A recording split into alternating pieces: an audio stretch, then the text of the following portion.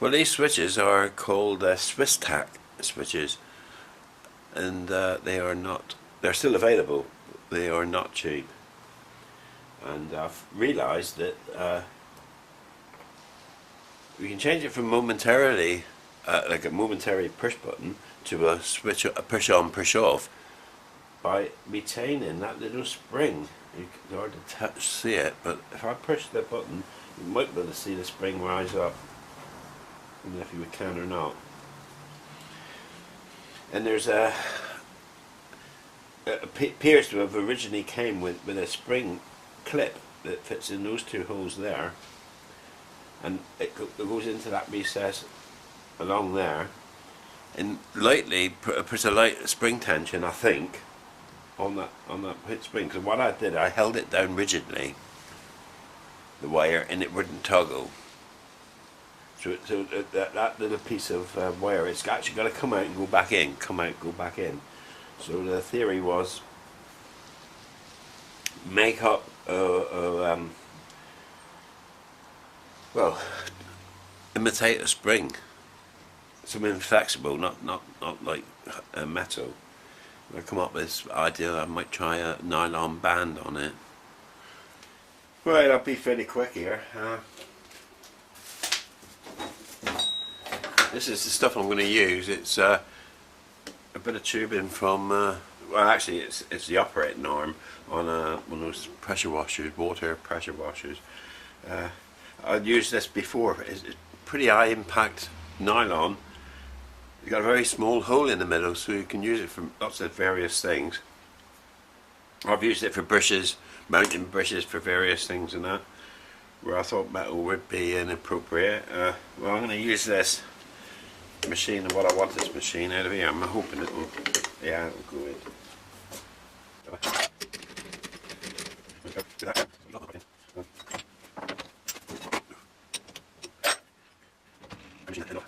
Parallel.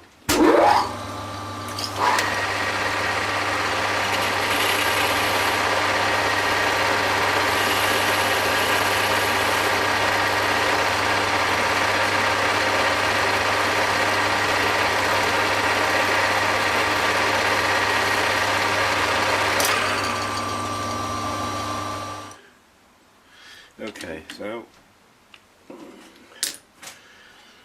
there you go. I ain't going in far, I only want 6 mil.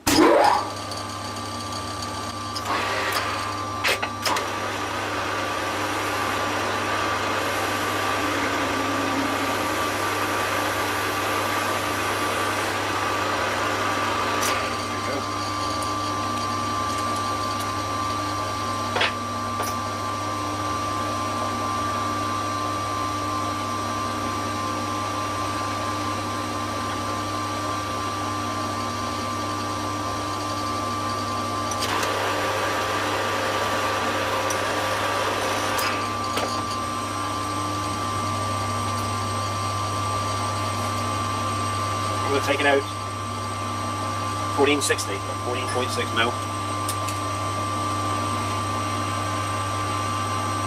11.2.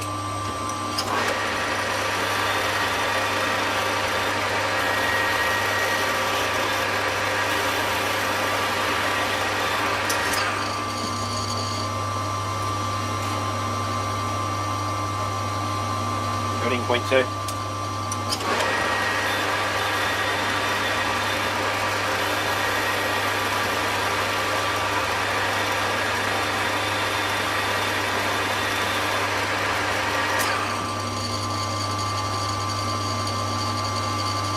13.2.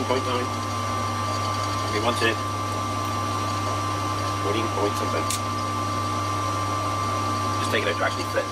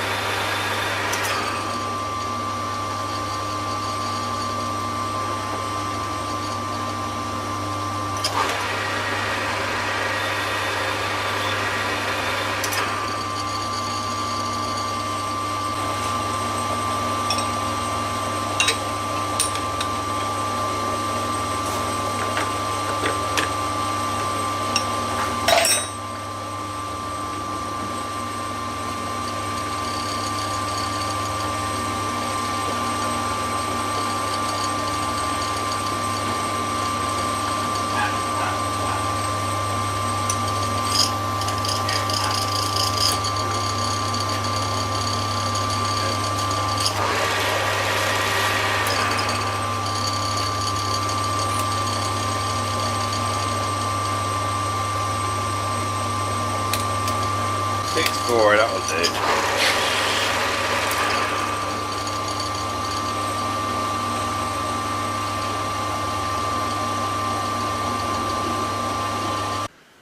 This was highly experimental. I mean, I'm just going to say, if I place it in here,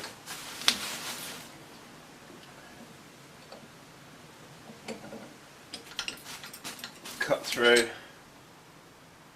with a small axle.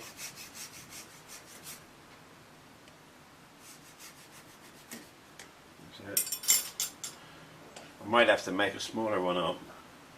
Slip it over. And will that actually work? Well, here's the nylon band, and if I slip this one back on,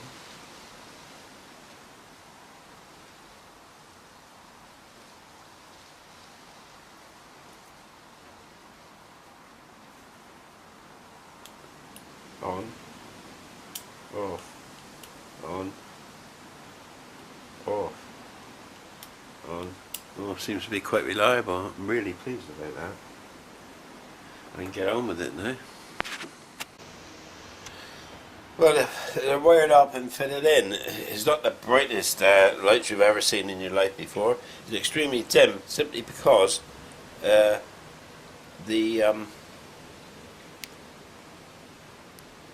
dim because the supply I'm using is the machine light supply, which is a switch mode 12 volt power supply, but it appears to be AC out, because no matter which way you connect around the LED, you get the same dim brightness, and it needs to flow current, sort of a minimal amount of current before it can deliver its power. So, now it's changed to toggle. That switches the machine lamp on.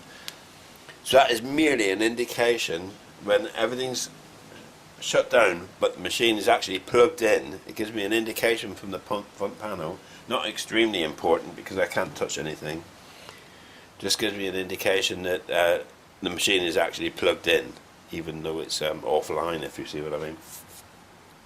Pushing that one in, the machine light lights, and of course this one now brightens simply because of the this one now brightens simply because the switch mode power supply is supplying over its minimum current sort of threshold. This next one is the oil low level warning light. So that's not a switch in itself, but I have added a switch simply to do a self test. And push that in just to make sure that the light is actually functioning. I'm obviously not. I'm testing the power supply to it. I'm testing the LED itself, but obviously I'm not testing the switches on the float in the oil reservoir. And the third one. Okay, so we got our notion that the machine's connected, plugged in. It comes brighter, and that was just wasn't a feature, but anyway, I can live with that. When the machine lamp's on, it's the switch mode power supply is supplying over more than its minimal sort of current threshold. So now he's applying a decent full 12 volts to the light. The second button is actually a oil warning light, low level oil warning light. Now that initially didn't have a switch connected, it was just a light, but I've connected a switch to it. What I in fact does now, I got it operating as a self-test. And lastly, this is what actually starts the machine. So now the power supply for this one it comes from the input. Let's say the main side of the contactor through the switch mode power supply. It's so that whatever happens, emergency cut out, I can still have my light turned on. Some people would disagree with that, but that's the way I do it. Now, if I release the emergency stop, now we can energize. Let's see. Right. Now that's the VFDs cut in and the fans on the VFDs, but now power is supplied, the machine's ready to go. And I've got a decent brightness. That is a 12 volt supply from after the contactor to the light. So it was extra cable I had to run through because I wanted that on all the time, monitored, and this one obviously only comes on when the contactor pulls in. So all I want to do now is add a neon light to the input side of the contactor in the cabinet at the back, so that again it's an indication that something's plugged in. Otherwise, with everything turned off, it's in that state. I got no lights in the back to indicate that the machine is actually plugged in. So there you go. Right, this is a simple neon panel light. I've just soldered the leads on to the contacts. I will add some heat shrink over that, but first of all, there's a couple of sharp edges produced from the ends of the wires, so I'm going to file off. The purpose of this is to stop it piercing the heat shrink. Just take the any sharpness off.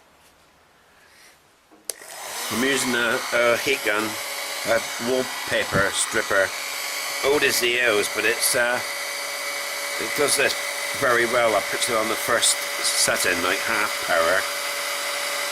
I'll leave it about 10-12 seconds each side.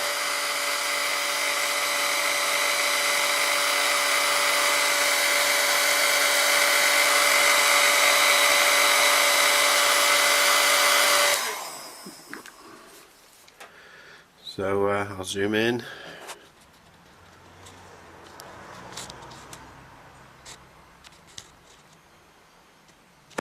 Now, there you go. I've taken off the nuts, panel mounting nuts and spring washers. I don't want anything metallic, anything conductive. This light will just hang free. This is the final part of the cabinet. The problem was that when I'm plugged into the mains, but the contactor is off, basically the machine is turned off, but actually plugged into the mains.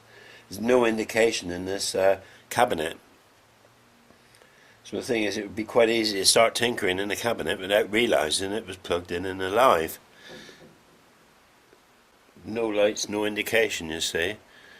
Now the power supply is plugged in, and you can see the small neon here, just displaying that there is in fact power in the cabinet. It'll catch your eye, and that's all it was meant to do. It's just simply connected to the two input terminals of the contactor, and it's just dangling.